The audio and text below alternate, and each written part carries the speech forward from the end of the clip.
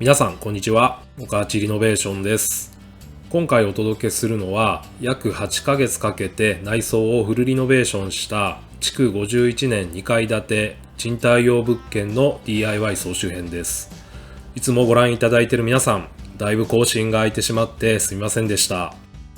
そしてね、いきなり総集編で長編なんですが、なかなか良い感じに仕上がりましたので、ぜひね、飛ばしながらでも最後までご覧いただけたら嬉しいです。このチャンネルは元プロダクトデザイナーで現在漁師の僕が築古の戸建てを購入してセルフリノベーションするチャンネルです。いいなとか好きなテイストだなと思っていただけた方はぜひグッドボタン、チャンネル登録いただけると励みになります。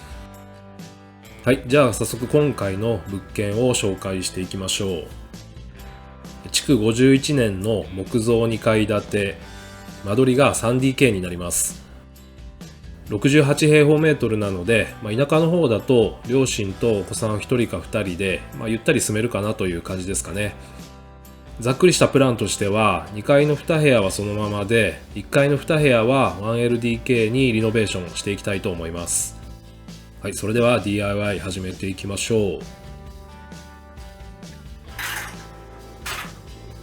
はい、毎度変わり映えしないんですが、解体作業からスタートですね。ブレーカーを落とすのを忘れずに安全第一でやっていきましょう。ここは2階の和室ですね。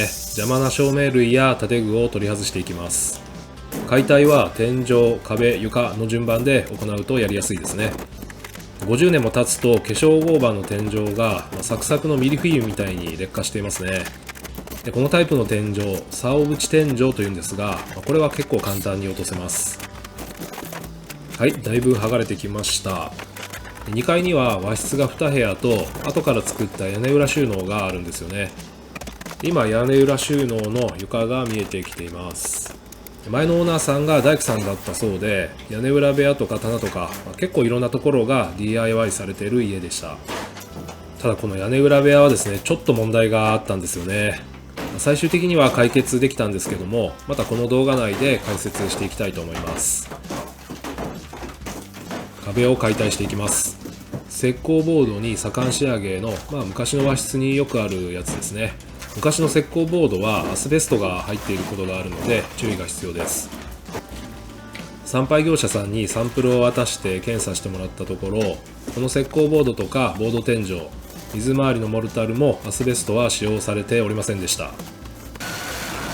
アスベストが入っていると解体手順も廃棄も結構大変になる上に費用もね結構上がってしまうので、その点は助かりました。これはエアコンを一旦外すためにポンプダウンを行っているところですね。でこのエアコンはまだ使えそうなのでクリーニングして完成後に再度取り付けします。もう1台あったんですけど、それはもうだいぶ古かったので廃棄します。ちなみにそのエアコンはスクラップ屋さんに4000円で買い取ってもらいました。エアコンの他にもですね、水栓とか給湯器とか金属類は買い取ってもらえるので、この物件のスクラップ合計で3万円くらいになりましたね。話は戻るんですが、エアコンの取り外し方はプロの業者さんが YouTube に動画をアップしてくれているので、それを参考にすればですね、割と簡単にできるので、よかったら検索してみてください。キッチンも作り直すので撤去します。いろいろ混ざった何とも言えない特有の香りと格闘しながら取り外していきます。これもですね、木部は参拝なんですが、分解して持っていけばシンクは買い取ってもらえます。換気扇もちょっと変わった作りになっていました。もうね、解体は埃がすごいですね。このリノベーションは7月スタートだったんですけど、夏場の解体はあまりおすすめしません。解体は秋か春を強くおすすめします。化粧合板の壁の向こうはなんと鉄板の外壁です。これはね結構暑いし寒かったでしょうね。金属は相場が結構変動はするんですが、この地域だと鉄が 1kg だいたい40円前後で、アルミが200円前後で、銅だと700円ぐらいになります。頑張って分別したら多少は材料費の足しになると思います。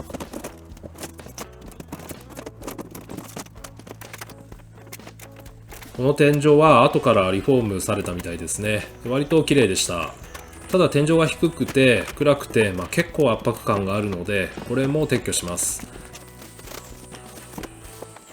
でこういうボード天井はですね、こんな感じで接着剤と釘で貼られているので、さっきの和室の天井よりは手間がかかります。でボード天井はですね、この下地を取るのもなかなか大変なんですよね。で昔の家はだいたい釘を使って、今みたいにビスはほとんど使われていないので、バールで外していける分にはまだ楽かもしれないですね。これね、ビスだと1本ずつインパクトとかで外していくんでしょうかね。カットしていった方が早いかもしれないですね。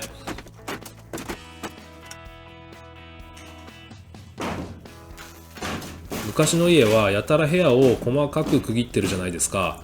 細かく区切ると冷暖房の効率も良くて、いいこともあるんですけども、やっぱり開放感が少なかったり、奥の方の日当たりの悪い部屋は暗くなってしまうんですよね。で少しでも明るくて広いリビングでくつろいでもらえたらと思うので、ダイニングキッチンと和室をつなげて1部屋にします。ということで1階の2部屋間の壁を取り払います。解体ってね、結構大変な作業なんですけど、こういう大きい壁の解体はちょっと爽快感があって楽しめます。動物たちを外していきます。合板や集成材以外の木材は 30cm くらいにカットして薪ストーブの薪にしています。薪にすると廃棄費用も抑えられるし、釘の回収もすごく簡単になるし、それからね、なんといっても光熱費も抑えられるので一石三鳥なんですよね。押し入れと手前の床の間も解体してリビングを 1.5 畳広くします。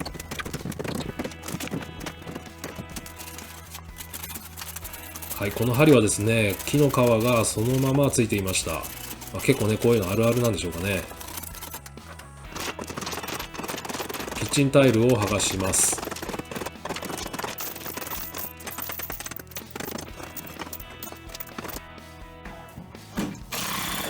はい、場所が変わりまして2階の屋根裏収納へ続く階段部分です。でここはね、前のオーナーさんの DIY になります。押し入れに階段が設置されているので、床面が畳の厚み分上に上がってるんですよね。でこの高さを畳の下にある粗板の高さに合わせて、最終的にフローリング仕上げができるように一旦解体をしています。床板を剥がしていくと1階が見えてきましたね。このまま吹き抜けでも素敵そうなんですけどね、根太を組み直して板で塞いでおきます。はい、また1階に戻って柱の釘穴にパテ埋めをしていきます。1階は全部白塗装をしようと思うんですが、白塗装は特に穴とかへこみに影が落ちてすごく目立ってしまうんですよね。で見た目よく仕上がるようにここは手間をかけていきます。塗装前にサンダーである程度きれいに削ります。でパテ埋めしたとこも鳴らして準備完了ですね。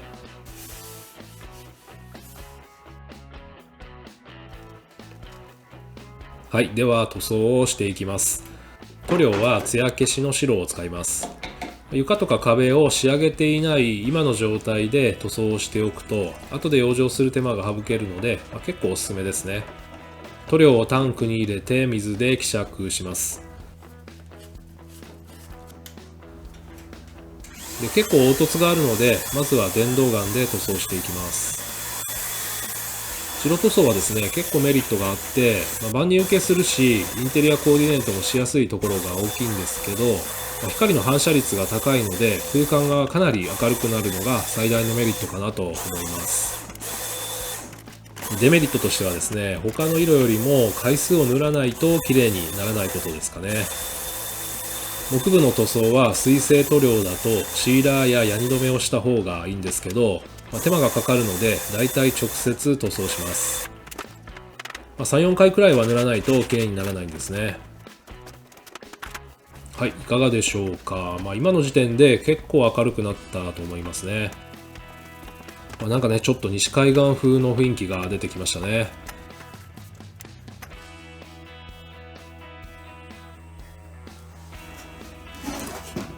はい、ここが例の屋根裏部屋になります。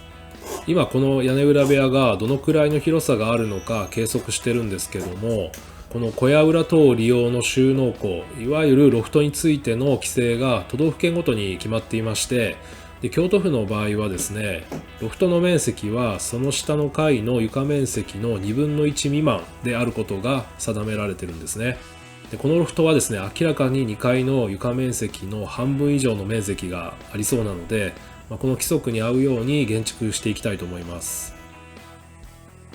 他の決まりとしてはですね、天井高が 1.4 メートル以下であることとか、あとははしごは固定してはダメですとか、あと開口を開ける場合は 0.2 平方メートル以下のものにしてくださいとか、結構決まりが多いんですが、この基準をクリアすれば建物の延べ床面積に加えなくて良くなるということです。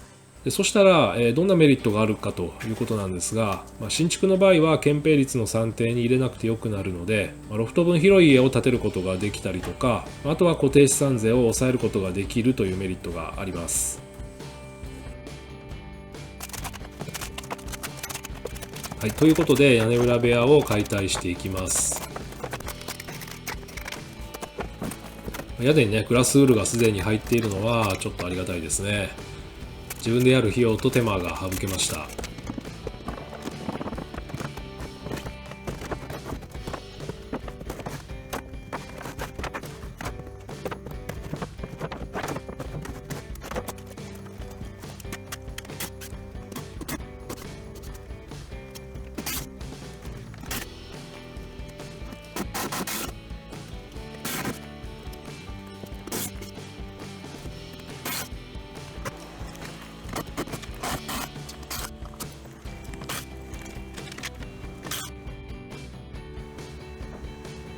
ちょっとここでレベルを見てみます。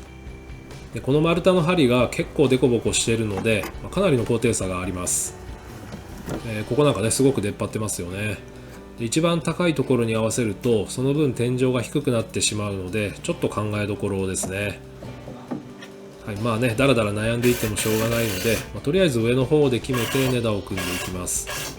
どのみちね、ロフトは天井高を 1.4 メートル以下にしないといけないので、大人はね、普通に歩けない高さなんですね。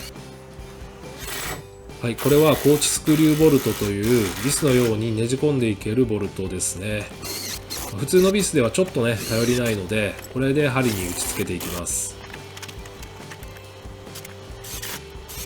ビスもね、多めに打っておきます。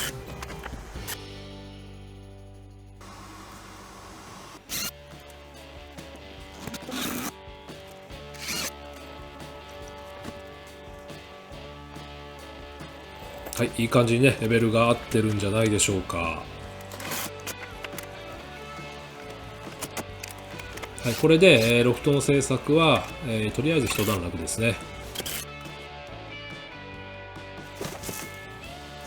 1階に戻って床を解体していきます。畳は畳屋さんに持ち込んでお金を払って処分してもらいます。この畳の下の板は洗板というんですが、仕上げが荒くていい感じに経年変化しているので、いつも内装材に使っています。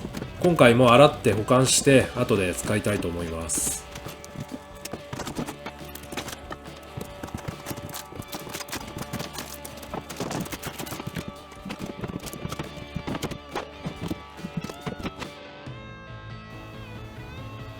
はい、床を剥がし終わりました。あまりカビ臭さはないですが、土はちょっと湿っていますね。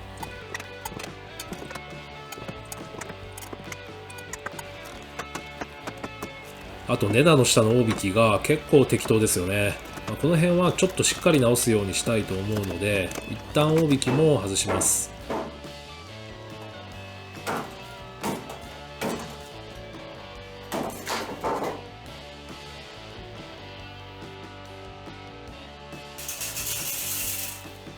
床下の湿気が多いと心配なのがシロアリ被害ですね。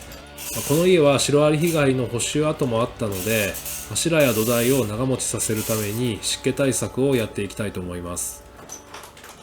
後工程で土の上にシートを貼るんですけど、そのシートに穴が開かないように初めに石ころなんかをしっかり取り除いておきます。掃除が終わったらまずは木部への薬剤塗布ですね。使用する薬剤はこちら。大工さん推奨シロアリスーパーファイを使います。家1軒分だと結構な量を使うので14リットル缶を購入するのがおすすめですね。水性なので匂いもほとんど気にならないです。床下のすべての木材と床上1メートル程度までの木材を塗装します。根太は再利用するのでこれも塗装しておきます。見えないところであればオレンジ色の方が縫ったところがわかるのでいいですね。これはスプレーガンの方がかなりはかどります。はい、お風呂にやってきました。昔ながらのタイル風呂ですね。冬は凍えるくらい寒いやつです。これはユニットバスに取り替えるので解体していくんですが、毎回ねこの風呂の解体は憂鬱になってしまいます。もうね50年も使ってるとさすがに洗い場も浴槽も劣化が激しいんですよね。パネルを貼ってきれいに再生するやり方もあるみたいなので、それはそれで作業時間もコストも抑えられていいなとは思いますよね。風呂の交換は今回みたいな大掛かりなリノベーションの機械が作業もやりやすいので、向こう20年のことを考えてユニットバスに交換します。アルミサッシを取り外します。ガラス付きのアルミサッシは処分してもらえるんですが、ビスを取り外したら簡単にばらせるので、ちょっとでも費用負担を減らしたいのであればガラスを分別して廃棄業者さんに持っていくのがいいです。これは風呂の天井裏に侵入しているところですね。天井はモルタル仕上げになっていて、だいたいこういった木の下地が組んであります。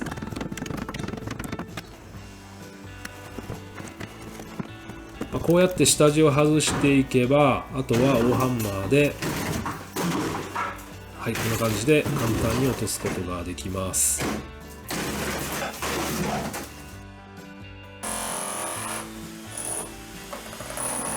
床を崩していきます。この電動ハンマーは風呂の解体には絶対必要ですね。今回入れるユニットバスはリクシルのリデアというシリーズのものを入れます。ユニットバスにはいろいろサイズがあって、今回の空間で入る一番大きいサイズが1216サイズ 0.75 坪1畳半ですね。だったのでこのサイズを業者さんに手配してもらいます。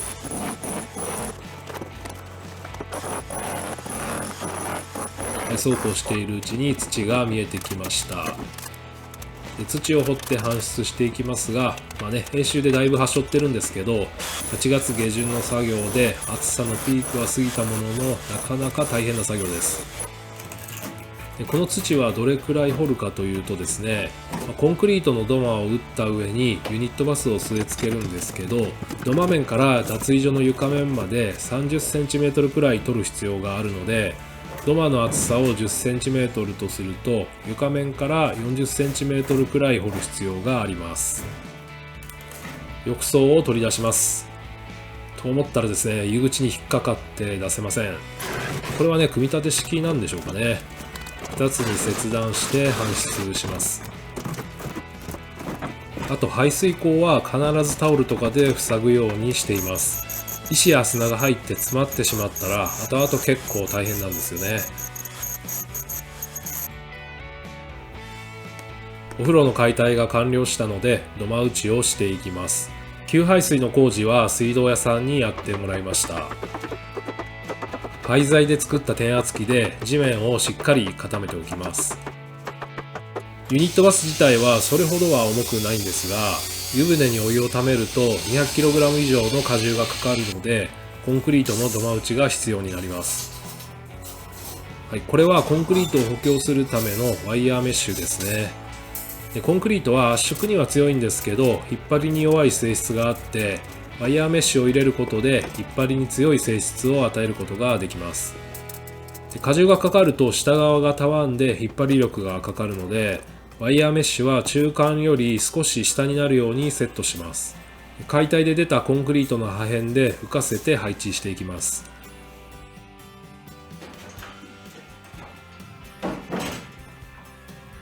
コンクリートは 1.7m×1.3m×0.1m で 0.22 リューベ必要になります。でこれね、一見少ないように見えるんですけども、実はですね、手練りで作ろうと思うとかなり大変なので、電動ミキサーを使います。この黄色いやつなんですが、その名も混ぜ太郎と言います。でこの大きさで120リットルタイプになりますね。一人 DIY の強い味方です。で今すでに床がなくて、練ったものを運ぶのも大変なので、脱衣所に設置をしてそのまま投下したいと思います。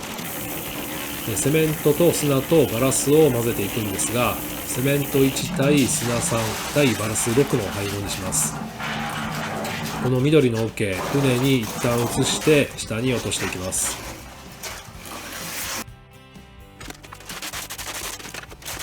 こんな感じでですね、なんとなく水平を見ながら鳴らしていきます。電動ハンマーの振動で内部の空洞を埋めていきます。はい、だいたい良い高さになったので、レーザー水平器で細かくレベルを合わせていきます。高いところから低いところにコンクリートを移動して鳴らしています。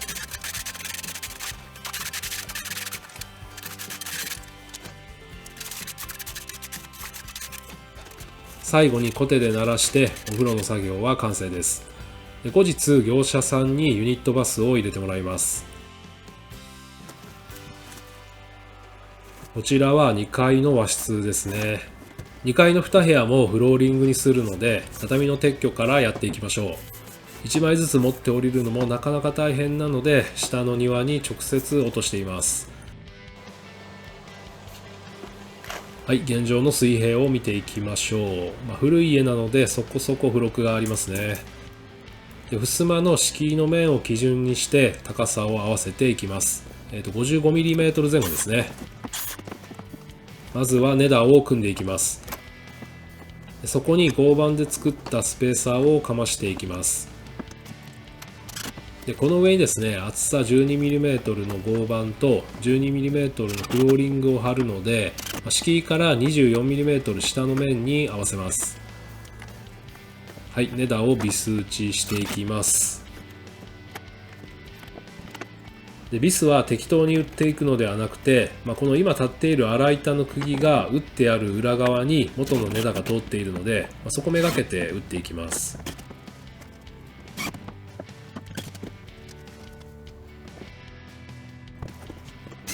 根太の設置が終わったら、根太の間に吸音材を詰めていきます。2階なので1階に響く生活音が少しでも緩和できたらと思ったんですけども、後で調べたら吸音マットは遮音シートと併用しないとあまり意味がないみたいなんですね。本当は遮音シートを敷いて、その上に根太を組んで吸音材を入れるっていうのがいいみたいです。何もないよりはいいとは思うんですけどね。吸音マットを詰めながらコンパネを捨て張りしていきます。1階の天井裏を撤去していることが大きいんですが、一般的な戸建て住宅よりは足音が響く感じになってしまいましたね。1階の天井高と開放感を優先したので、これはね、ご了承いただけたらと思います。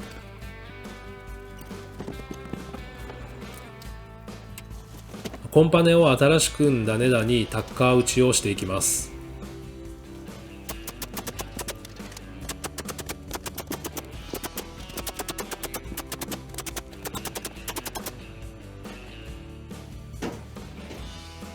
はい、足場が良くなったので次は壁をやっていきます。でまだまだ完成までは結構工程が多いので、フローリング仕上げは最後の方にやります。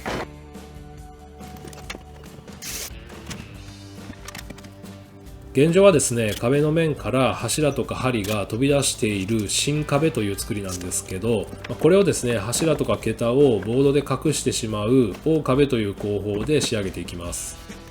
なので壁に新しく下地を組んでいっています。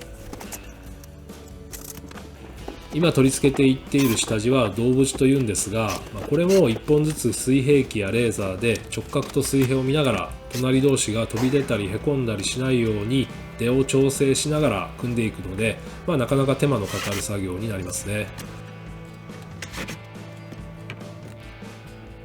端っこはこんな感じで下穴を開けておくと木が割れにくくなります。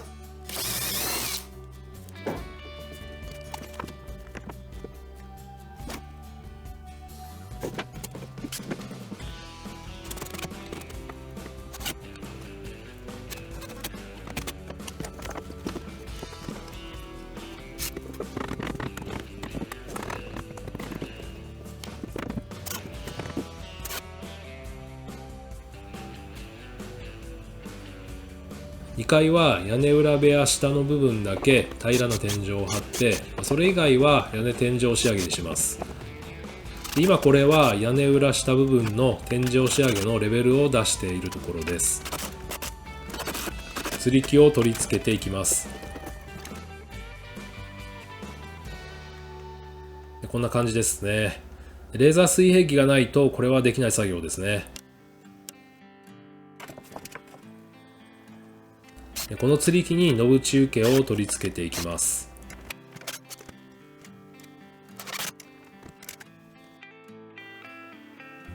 はい、こんな感じで天井の水平が確保できました。レーザーのラインも 1,2mm ぐらいの幅があるので、どこまで精度を出すかですけども、十分いいんじゃないでしょうか。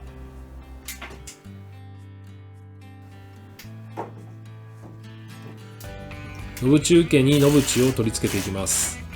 サブ6番の石膏ボードを取り付けるので、ノブチの間隔はノブチの中心から中心で 303mm で取り付けます。はい、これで天井下地が完成しました。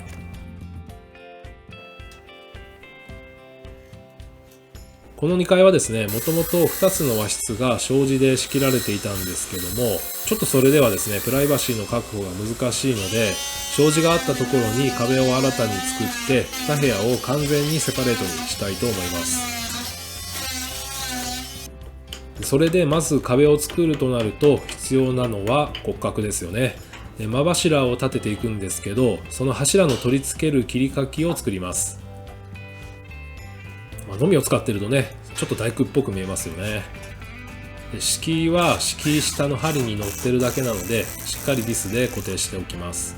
間柱の間隔は中心から中心で 455mm、サブ6番の石膏ボードの両端と真ん中に1本ずつ入る感じになります。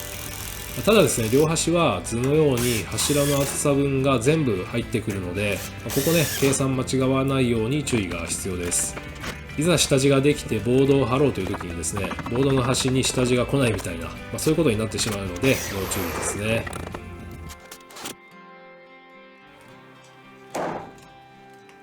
はい、1階に戻ってきました。皆さん解体時に目の当たりにした驚愕の弱小大引き覚えていらっしゃるでしょうか。一旦全部解体してやり直すことにしました。大引きと土台の接続なんですが、お互いを切り替えて仕口にするような技術はあいにくね持ち合わせておらず、受け金物を使って取り付けをします。これを使うとね、だいぶ時短にもなりますね。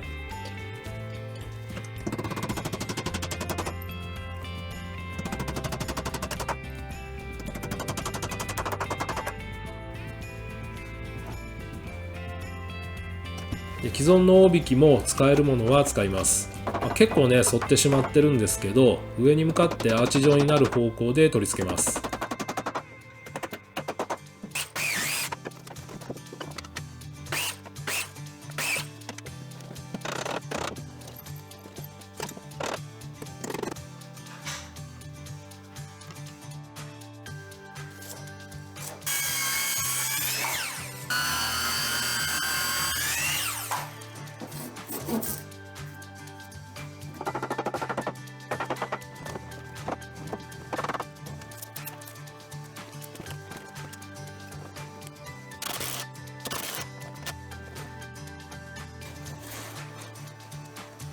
使い石はもともと使われていたコンクリートブロックを使います。大体の場所を決めて土を締め固めて水平を取ります。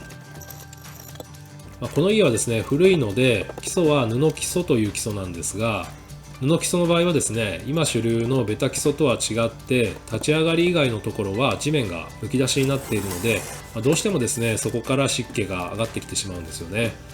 でそうすると床下がカビたり屋内がジメジメしたりと、生活にも影響してしまいます。さらにですね、湿気が好きなシロアリの被害も受けやすくなってしまいます。なので地面にシートをかぶせて湿気が床下に上がりにくくするように対策していきます。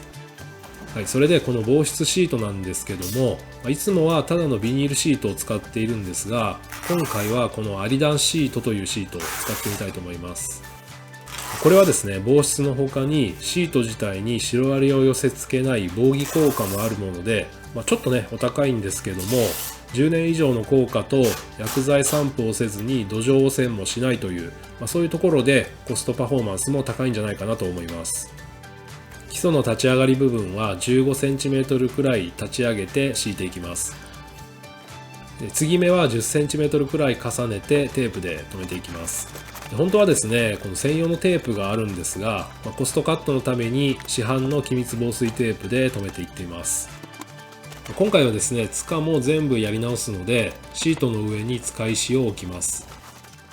シートを貼った後に調整すると、シートに穴が開いてしまう可能性があるかなと思ったので、あらかじめ地固めと水平取りをやっておきました。使い石を動かせない場合は、その部分のシートを切って巻き込んで貼り直しという作業が出てくるので、塚もね一緒にやり直す方がシート張りはだいぶ楽ですし、防湿シートの効果も高いと思います。シートの幅はいろいろ種類があって、これは 500mm 幅のものを買ったんですが、これがね特に安かったのでこれにしました。幅が狭いとですね、使い石の部分とか取り回しはね結構楽になるんですが、その分テープをたくさん使うのと、やっぱりなるべく継ぎ目はない方が性能的にはいいんじゃないかなと思います。基礎周りを摩擦土で重りをして固定します。シートの立ち上げ部分に砂がはみ出ないように乗せていきます。あと通気口近くはですね、太陽光が差し込みやすいので、劣化防止のために広範囲に巻いておきます。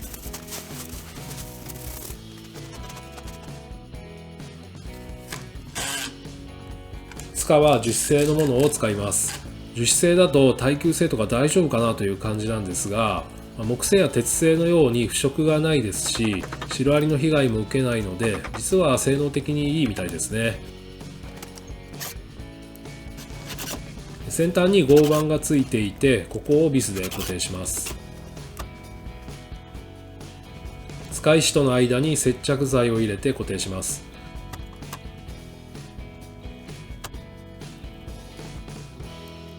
この塚は回すだけで高さ調整ができるので、施工性もとってもいいですね。で、木材で作る手間を考えるとだいぶ楽だなと思いました。これはねおすすめです。全体に塚を取り付けました。ここから根太を取り付けていくんですが、古い家は付録が出ているので、根太の取り付け高さを調整して水平を取っていきます。後から沈まないように全体の高さを見ながら、塚にもある程度テンションをかけておきます。根太を配置していきます。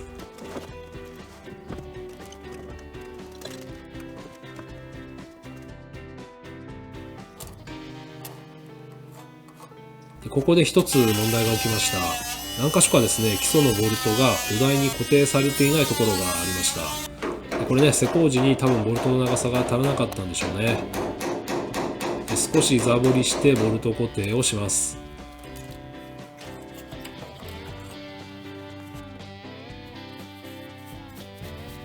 で、防腐剤もしっかり塗って、これでねいいんじゃないでしょうかね。はい、それでは改めて根太を取り付けていきます。全体の一番高いところを基準にして、根太の下にスペースをかましてビス留め、ひたすらこれの繰り返し作業ですね。で、このスペーサーはいろんな厚みの合板の端材をカットして、それを組み合わせて使用しています。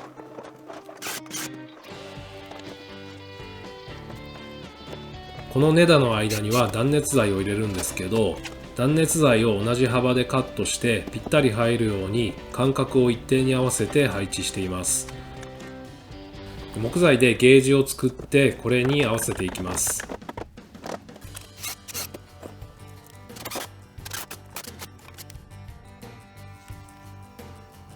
根太が組み終わった後は断熱材を入れていきます。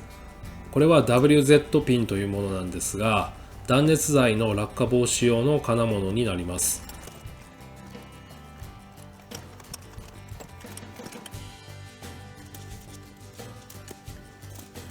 で、断熱材はスタイロフォーム厚さ 30mm を使います。スタイロフォーム専用の刃物に交換して、こういう風にスライド定規で一定幅にカットするので、さっきゲージで合わせてましたけど、レダーの間隔がしっかり合っていれば後から隙間ができて埋めたり、逆にねきつくてカットしたりする必要がなくなるので、レダーの間隔を合わせることが結構重要なんですね。ちょっときつめにギュッと入ると気密性も良くて気持ちがいいですね。気密防水テープで根だと断熱材の間をシールします。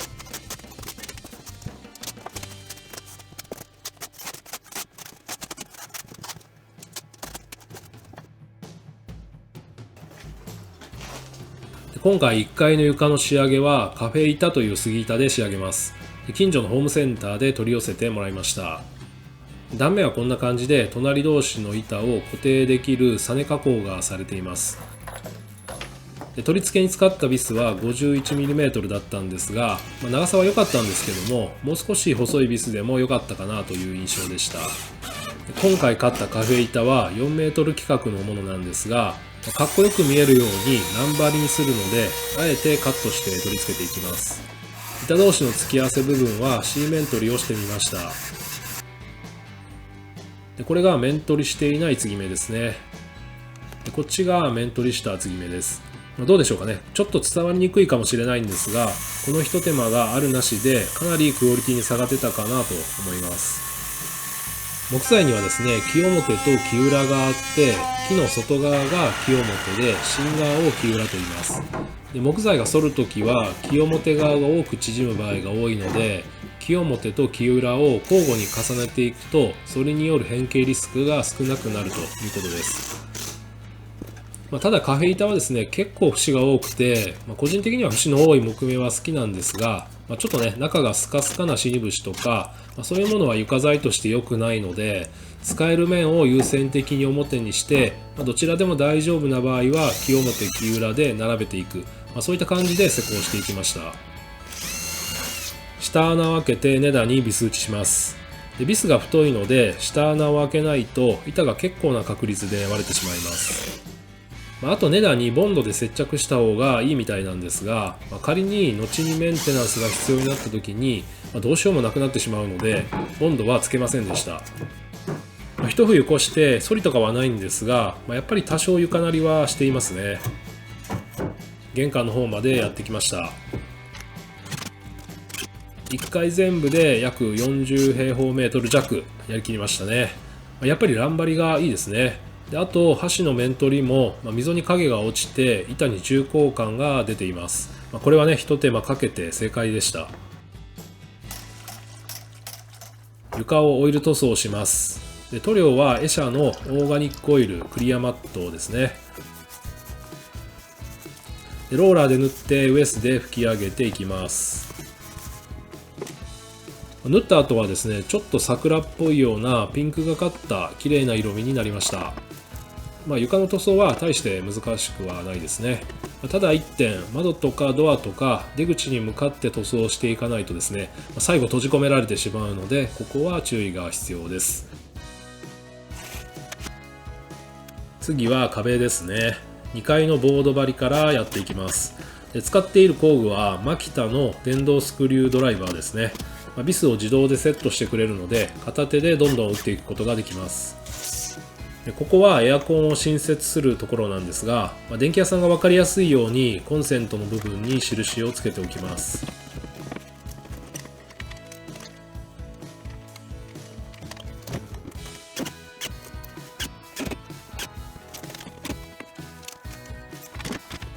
石膏ボードはですね、一枚一枚が大きいのでカットせずにそのまま貼れる場合は結構作業が早いんですけど、この物件みたいにですね、針が出ていたり壁が斜めになっている場合は結構手間がかかってしまいます。天井が高くて開放感があるのはいいことなんですが、手間と時間はね3倍以上は違ってくるんじゃないでしょうかね。なるべく早く簡単に収めたいという方は、こういった屋根天井はお勧めしません。ですがここはこだわりのポイントですからね、手間を惜しまずやっていきます。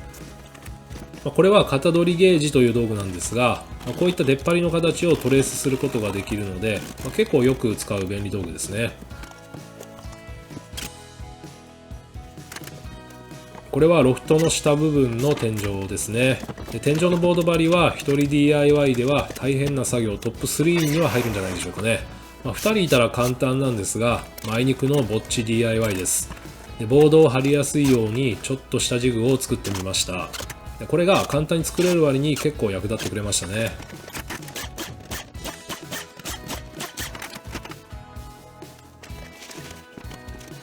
はい、いよいよ2階が2部屋に分かれます。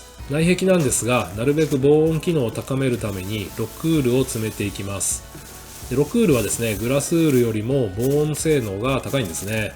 で実際持ってみると、グラスウールよりかなりずっしり重みがあります。で重いイコール音を通しにくいということだそうですね。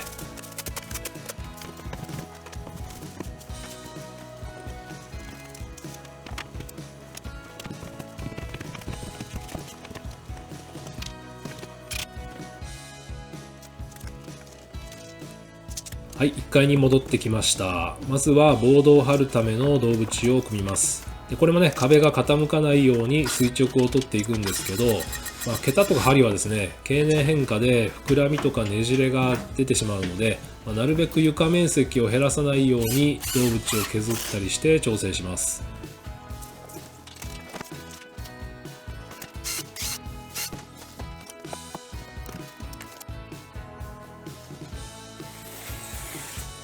石膏ボードはカッターで厚みの半分ぐらいをカットしたら簡単に折れるので、最後にですね、反対側の紙をカットしたら OK です。角をボードカンナで面取りします。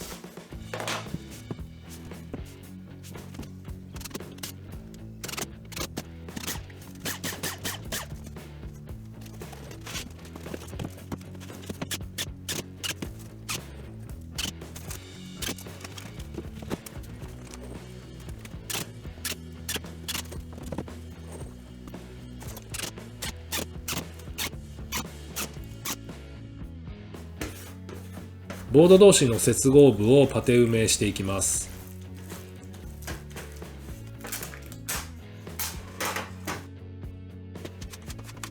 専用のヘラでパテを埋めていきます。さっきボードカンナで端を削ってたのは、このパテ埋めをするために必要なくぼみを作るためなんですよね。でビス穴とか工具が当たってへこんだところもパテ埋めしていきます。1回目埋めて乾いて水分が抜けるとまたちょっとへこみが出たりするので、そのところに再度パテ埋めをしていきます。でこういう角の付き合わせ部分はですね、パテ埋めすると確実にひびが入るのでジョイントコープで塞ぎます。パテ埋めしたところをサンダーで平らにならしていきます。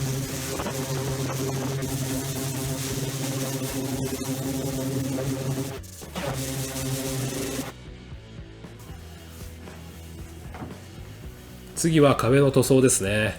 夏休み中の長男と次男をアルバイトに雇いました。ボード壁の塗装は子供でも割と簡単に楽しみながらできる作業だと思います。こちらも色は艶消しの白ですね。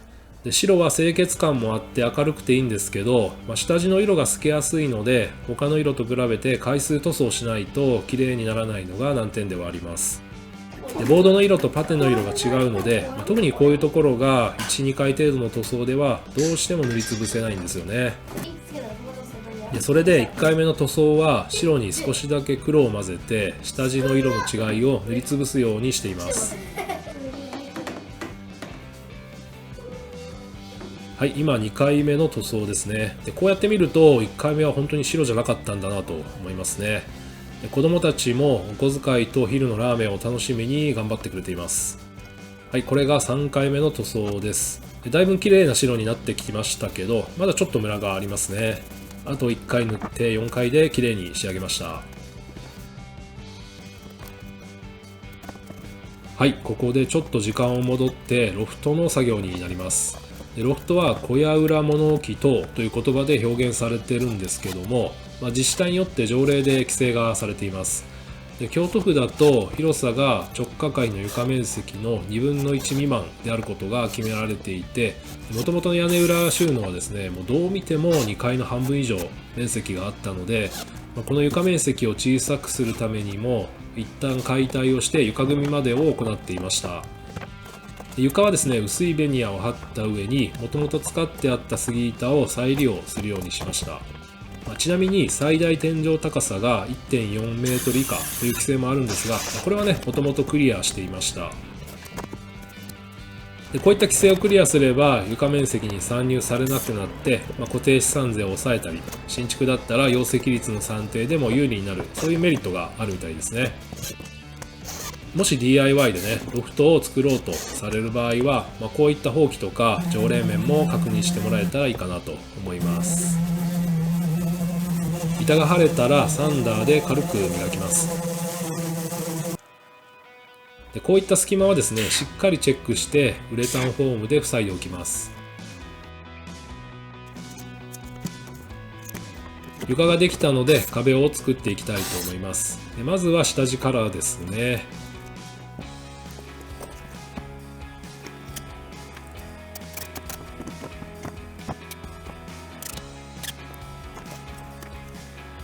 で石膏ボードを貼っていきます。で京都府では開口部はロフト1箇所につき面積合計が 0.2 平方メートル以下に規制がされているので、あまり大きい窓は取り付けることができないみたいですね。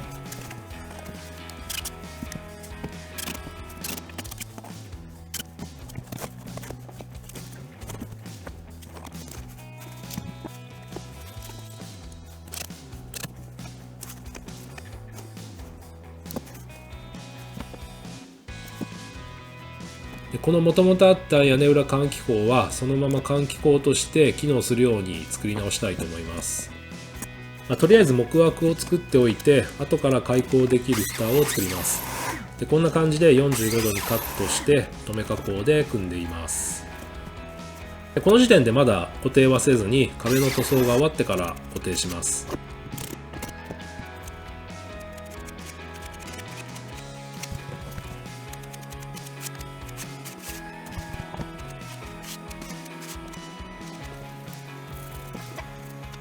はい、また同じようにパテ埋めをした後に塗装をしていきます。でここも艶消し白ですね。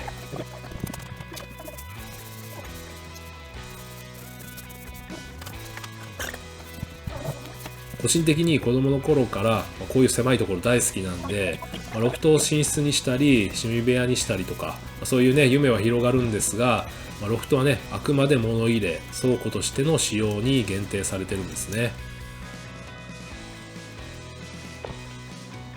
通気口の枠をフィニッシュネイルで留めます。で通気口の大きさに合わせて蓋を作りました。長板で留めて、でこれはダイソーで売っているハンドルを取り付けます。はい、もう一つ上に取り付けます。風でバタバタしないようにマグネットキャッチを取り付けます。はい、これで完成ですね。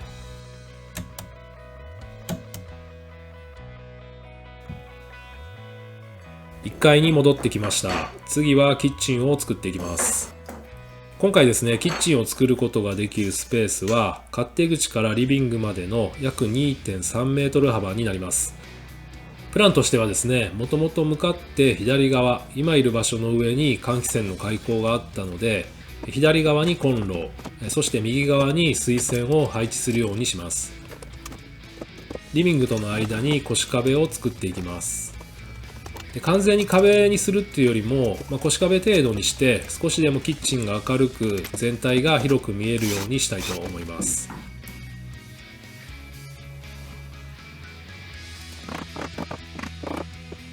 腰壁は勝手口側にも作ります。この壁の下地はですね、もともとダイニングに貼ってあったフローリングを再利用しています。今合板もね結構高いので、使えるものは再利用ですね。これはもう自分の所有物件だからこそできるケチり方なんですけど、ゴミも減ってコストダウンもできていいですよね。壁の距離をレーザーで計測してお互いの平行を取ります。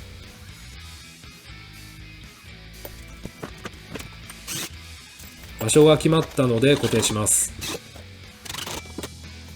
今回のコンロは IH クッキングヒーターなんですが、一応燃えにくい石膏ボードを貼っておきます。でこちらの面はこの後タイル張りをするので石膏ボードも端材を使います。はい、次はタイル張りですね。で今回使うタイルは雇用70角というタイルで、色はミッドナイトブルーです。ツールボックスさんで購入しました。イナックスさんのイナメントという接着剤で貼っていきます。接着剤をくしめベラで伸ばしていきます。でこのタイルはですね、一枚一枚が小さいんですけども、30cm 角でまとまっているので、意外と時間がかからずに貼り付けができました。よく使うサブウェイタイルは1枚ずつ貼っていくので、それと比べるとだいぶ楽でしたね。はい、こんな感じでタイル張りが完了です。腰壁の枠を取り付けます。1日乾かして接着が乾いたらシートを剥がします。こんな感じで水で濡らしていけば簡単に剥がすことができます。タイルに目地を入れていきます。目地材は濃い暗い灰色を使います。普通の明るい灰色よりも暗い灰色で汚れが目立ちにくくて、タイルに立体感も出るので個人的にはおすすめです。完成したら目地材を入れていきます。で、直接タイルをこするように目地入れしていきます。コテで入れるのが一般的だと思うんですけど、素人の自分にはこっちの方が簡単で早い気がしています。はい、目地を一通り入れ終わりました。でここから目地の深さを調整します。指を濡らして少し深さが出るように水をなぞりながら余分な目地材を取っていきます。こういう風にやることで目地とタイルに凹凸ができるんですけど、そうするとタイルが立体的に見えてかっこよくなります。はい、目地が完了しました。乾く前に濡らしたスポンジでタイルの表面の目地材を拭き取ります。腰壁の反対側は古材を貼って完成しました。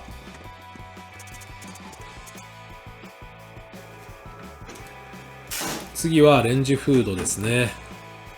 どこでもビスを打って取り付けができるように合板を下地に入れておきました。レンジフードはですね、シロッコファンのものを選びました。で早速取り付けようと思ったんですけど、結果これはですね、うまくいかなかったんですよね。でレンジフードの下刃を窓枠のところに合わせたかったんですけど、そうするとですね、蛇腹のダクトがもうどう頑張っても取り付けができなくて、高さは計算上大丈夫だったんですけど、ダクトがそこまで自由にね曲がってくれなくて失敗してしまいました。このレンジフードは別の物件に使うことにして、もっと高さの低いレンジフードを探して購入したのがこちらですね。角大さんの朝型レンジフードです。これだったらね、間違いなく取り付けできるでしょう。説明書に沿って取り付けていきます。でこういうこともよくあるので、広範囲に合板下地を入れておいて正解でしたね。はい、無事に取り付けが完了しました。レンジフードの高さはコンロから 80cm 以上 100cm 以下とすることが規制されていますので、 DIY する方はね、そちらも注意してください。キッチンを作っていきます。ステンレストップは図面を描いてオーダーしました。天板は厚さ 24mm の針葉樹合板で作ります。これはですね、シンクと IH クッキングヒーターをはめる開口を開けているところですね。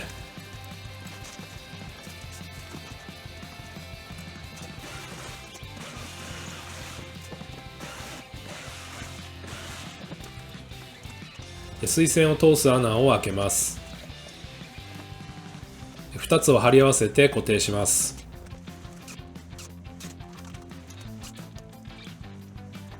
これがステンレスのシンクですね。Amazon で購入しました。これはオーバーフローの出口を取り付けています。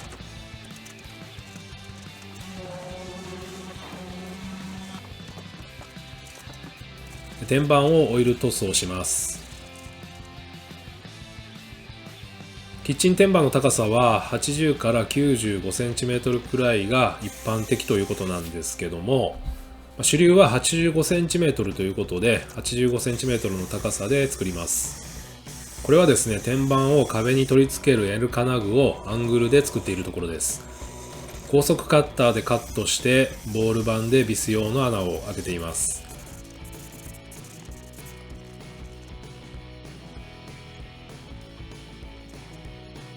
壁に穴を開けてビスを打つプラグを入れていきます。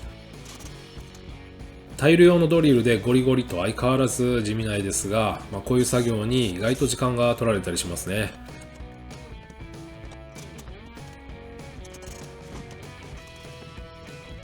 天板を入れてみます。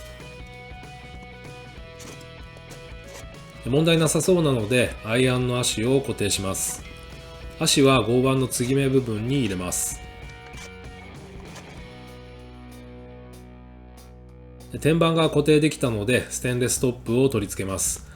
接着剤はですね、熱にも強い G17Z を使います。接着剤を塗り終わったら5分ほど置いて天板を乗せます。しっかり圧力をかけて接着します。はい、次はシンクを取り付けます。シリコンボンドをつけて重りを乗せて接着します。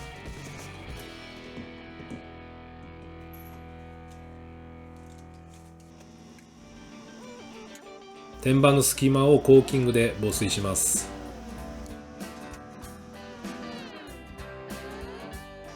これはですね、アイアンのブラケットですね。Amazon で購入しました。レンジフードの横に棚を作りたいと思います。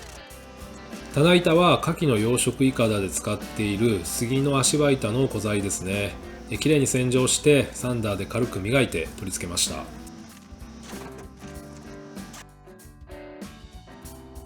IH ヒーターの設置と上下水の接続を業者さんにやってもらってキッチンが完成しました。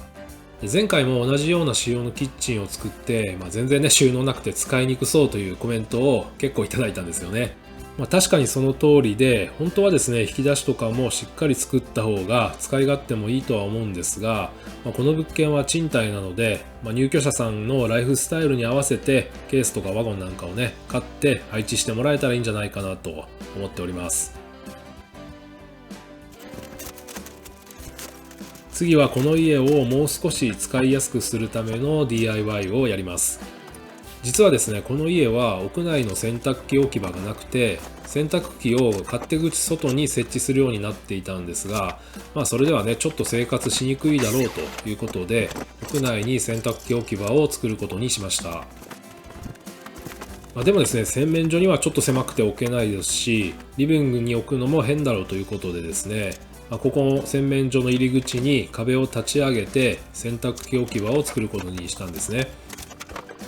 洗面所がですね、風呂の脱衣所も兼ねているんですが、その外がですね、いきなりダイニングなので、ちょっとね、水回りにプライバシー性を高めるためにもいいかなと思います。はい、ということで壁を立ち上げていきます。で、給排水と電気はあらかじめ業者さんに頼んで設置してもらっていました。で、壁の高さは天井まではいかずに 1800mm くらいにしています。で、内側は針葉樹合板で仕上げます。で、コンセントや給水の開口を開けながら細いビスで留めていきます。外側はですね、1階で畳の下に貼られていた杉の粗板を再利用します。その前にですね、ベニヤを貼ってるんですが、こういった古材は反りとか割れなんかが結構たくさんあって、綺麗に並べても隙間が空いてしまうので、壁の中が見えたりですね、あとは虫が入っていかないようにベニヤで蓋をしておきます。最後にアングルで角の見切りをつけて完成しました。はい、でそしてまだ粗板が残っていたので階段部分にも取り付けていきます。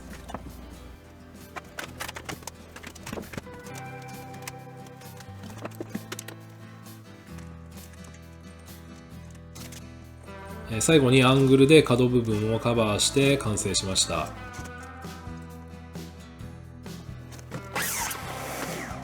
次はですね、窓周りを仕上げていきます。ボードは新しく貼ったので、その断面を隠すように木材で窓枠を作ります。この窓の外は裏庭なんですけど、ものすごく大きいススキが生えてるんですよね。でこれね、何度も草刈りしてもすぐに生えてきてしまいます。ススキはですね、根っこはそんなに深くないので、ここまで株が大きくなっても割と簡単に抜根できます。結構広い裏庭で日当たりも悪くないので、後で綺麗にして家庭菜園とかバーベキューとかね、そういったものを楽しんでもらえたらいいかなと思いますね。全部カットができたので、ワトコオイルのダークウォールナットで塗装して取り付けます。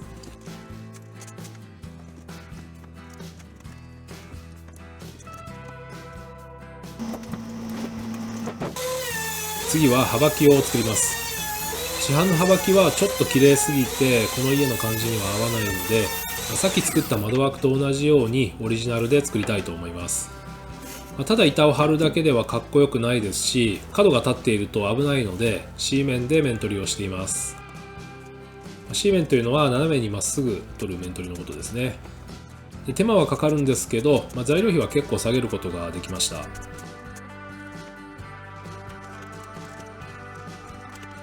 はい、2階に戻ってきました。屋根天井の部分を仕上げていきます。使う材料は針葉樹合板ですね。で 9mm 厚の板を 150mm 幅に割って乱張りしていきます。測って降りて切って登って取り付けて、この繰り返しですね。で2人いたらね、こういう作業も早いんでしょうけどね。こちらはロフトの天井仕上げですね。同じように針葉樹合板を貼ります。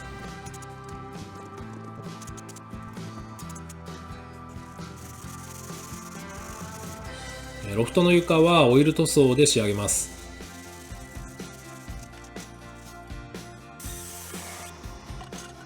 2階の部屋とつながっている部分に単管パイプで手すりを取り付けます。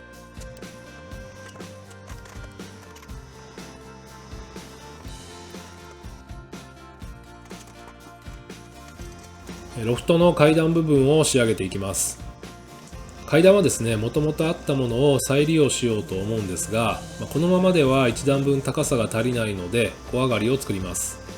で小上がりにはですね、スペースを有効に使えるように引き出しをつけます。でまずは引き出しを作っていきます。はい、箱を組んでいきます。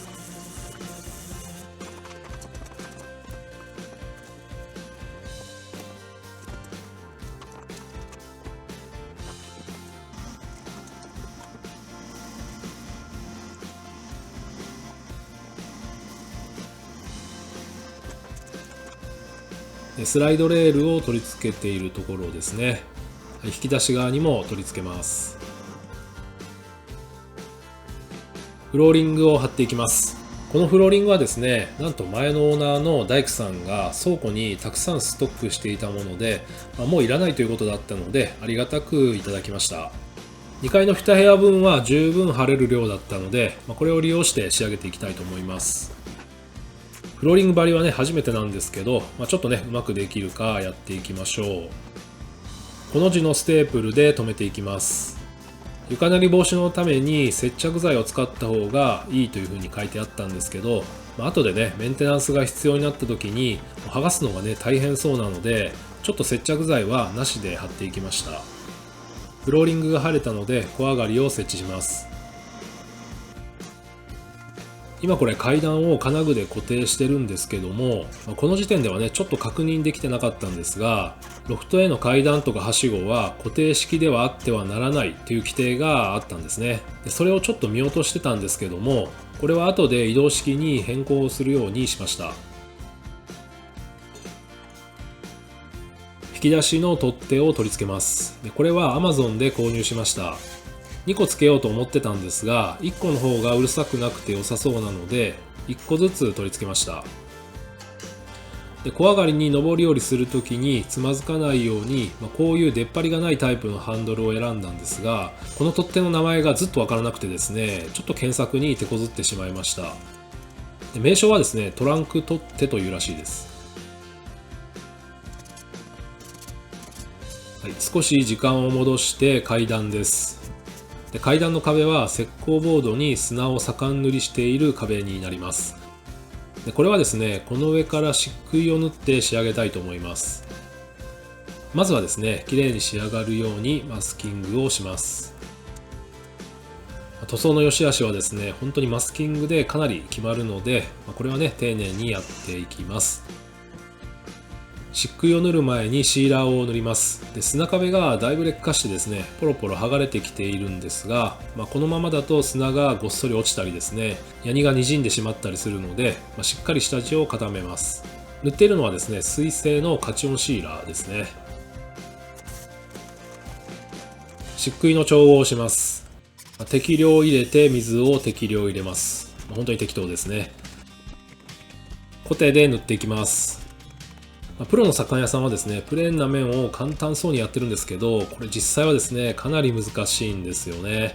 ああいう仕上げはもう到底できないので、あえてコテの跡を残すようなラフで味のある仕上げにしていきます。そしてね、やっぱり素人仕事なんですが、もう作業時間もね、結構かかってしまいました。で、この玄関から階段にかけて、1日ぐらいはね、かかりましたね。はい、で1日乾燥させた状態です。上の方がですね、シーラーが甘かったのか、ヤニが滲んで黄ばんでしまいましたね。で、しょうがないので、上から2回目を塗ります。で、2回目はですね、1回目の漆喰がもうめちゃくちゃ水分を吸って、漆喰が全然伸びないんですよね。で、1回目よりさらに時間がかかってしまいました。やっぱりね、下地を2回ぐらいシーラーかけてやった方が良かったんじゃないかなと思います。準備に手を抜くと、こういうことになってしまいますね。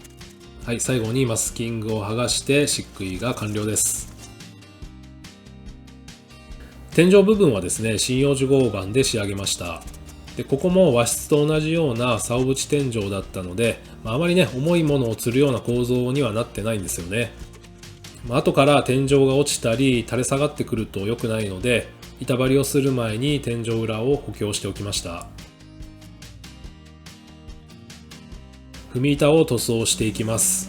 古い家によくある、風情あるね、茶色い塗装された階段ですね。で、まずは踏み板の古い塗装を剥がしていきます。毛込み板は白塗装して、踏み板はワトコイルで塗装しました。手すりはですね、元々のものを再利用します。で、これ修正材ではあるんですけど、タモ材でいい材料なので、一旦塗装を剥がして、これもワトコイルで塗装しました。で、ゴールドの金物はマットブラックで塗装します。一応黒塗装前にですね、密着ロンをスプレーしています。はい、で、元のところに金具を取り付けて、手すりを取り付けて完成ですね。はい、次は洗面所のリノベーションです。で、ここは全面的に作り変えるので、ボールの撤去から開始します。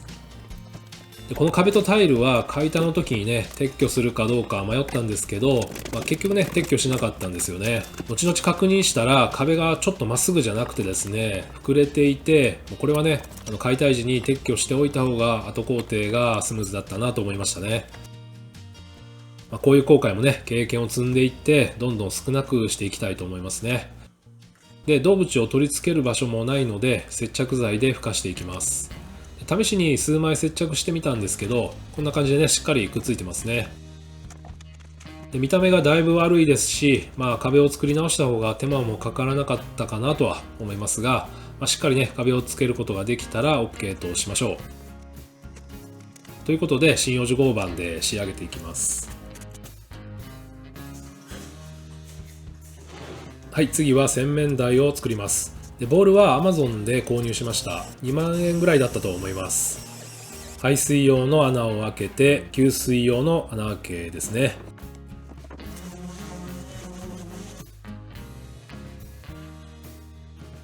で、キッチンの時と同じようにアングルで壁に取り付けます。で、グレーのドアは既存の引き戸を塗装して再利用しました。で、この向こう側はトイレですね。ドア側は天板の金具が取り付けできないので、こちら側だけ足を取り付けます。足は単管パイプで作ります。これはですね、合板の端材で足カバーを作っているところですね。で、こんな感じで丸型に作って、で、簡易的ではありますが、足カバーができました。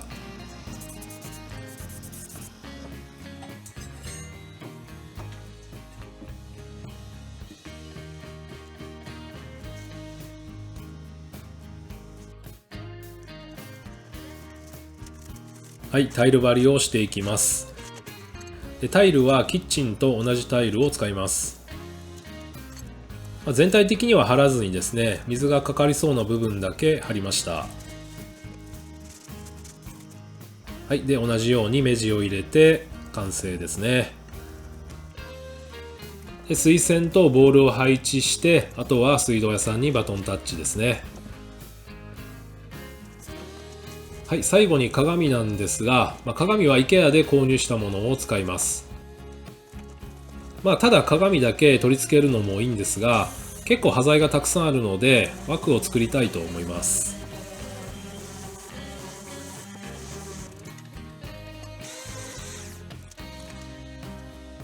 鏡を入れる溝を切っていきます。でこれを箱状に組んで鏡をスライドさせて入れます。はい、でこんな感じで完成ですね。取り付けていきましょう。こんな感じで枠があると結構高級感が出ますよね。でそれと枠の奥行きをちょっと多めに取っていろいろ小物を置いたりもできるようにしたので、少し使い勝手も良くなりました。洗面所の入り口のドアを作ります。でこれはですね、以前の物件で出たドアなんですけども、これを改造して作りたいと思います。この上でですね、軽板のスチールホイルを塗装したのでちょっと変な模様がついてるんですが、綺麗に塗装するので気にしないでください。まず必要なサイズにカットします。でこういうドアはですね、フラッシュといって骨組みに薄板が貼り付けられているので中が空洞になってるんですよね。でこのままでは弱いのでカットした断面を補強します。でこのドアはですね、バーンドアにしようと思います。バーンドアは吊り戸でドアの上側にレールが来るんですが、そのレールを取り付ける横材を作っています。ドアに枠を取り付けます。外側はですね、バタバタ動かないようにガイドレールが通るので、そのレール用の溝を掘っておきます。はい、塗装します。色はブルーグレーですね。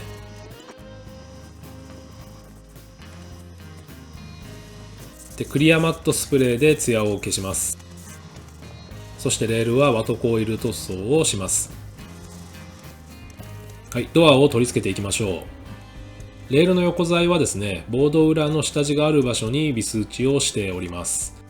今左横にね、写真を貼ってこれを確認しながらやってます。適当に売ってるわけではないんですね。壁にビス打ちするときはですね、下地の場所ももちろん大事なんですけど、壁裏に仕込んだ電線をビス打ちしてしまわないように注意することもとても大事です。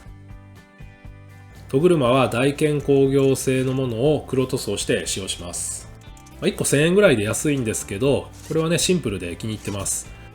吊り戸なので床からちょっとだけ浮くように取り付けています。最後にガイドを取り付けて完成しました。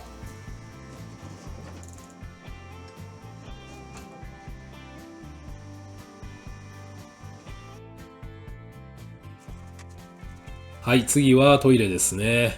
手すり関係は全部撤去します。でトイレの内装は割と新しいんですけど、壁紙の色味がいまいちなので塗装して仕上げることにします。照明はですね、塗装だけして再利用しました。ビス穴をパテ埋めして塗装します。床はフロアタイルを貼ります。これは新聞紙で型紙を作っているところですね。でこの形に合わせてタイルをカットします。使っているタイルはですね、東織さんのロイヤルウッドという古材風のタイルですね。このタイルはですね、表面に凹凸の加工がしてあって、それから木目のパターンも結構種類があるので、割とリアルに見えて良い商品だと思います。これからもね、機会があったら使っていきたいと思います。配置が完了したら接着剤で接着します。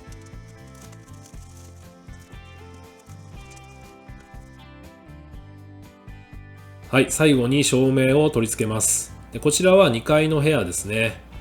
で屋根天井で天井も高いので IKEA のスバルトノーラというペンダントを取り付けます。電気屋さんにシーリングを新設してもらいました。でちょっとね、インダストリアル風なペンダントですね。で1灯あたり 150W 系の LED をつけています。で大体7畳ぐらいの部屋なんですけど、2灯だとめちゃくちゃ明るいというよりはですね、温かみのある柔らかな明るさという感じになります。レーザー測定器で2個の高さを合わせながら調整します。こちらは1階の LED 系ですね。ここは IKEA のニーモーネというライトを取り付けました。はい、これでこの物件のリノベーションが全て完了しました。それでは約8ヶ月間の DIY の結果、ビフォーアフターをご覧ください。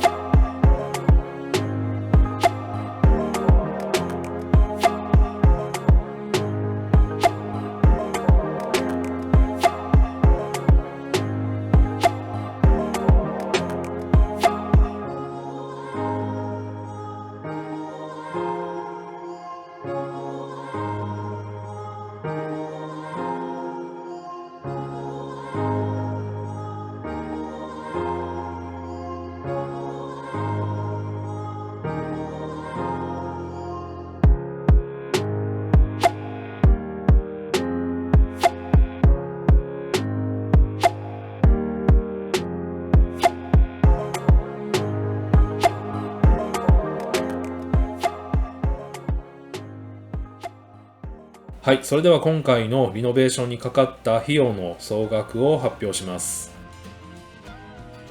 かかった費用の総額は233万円でした。動画には出ていないんですが、雨漏りしていた屋根の修繕を8万円で業者さんにお願いしました。あとはですね、屋根とか外壁、カーポートの DIY 塗装の費用なんかもこれに入っています。でここ数年ですね、資材とか材料費の高騰もかなり続いているんですが、この規模のリノベーションにしてはいろいろ切り詰めて安く抑えられたんではないでしょうか。多分ね、不動産投資としてはお金かけすぎなんだろうなと思うんですけども、入居いただく方には気に入って長く住んでいただけたら嬉しいですね。はい、最後までご覧いただきありがとうございました。このリノベーションがいいなと思った方は高評価、チャンネル登録いただけると励みになります。それから動画の概要欄に本業の漁業のネットショップ情報なんかもね、掲載しているので、よかったら覗いてみてくださいね。それではまた次の物件でお会いしましょう。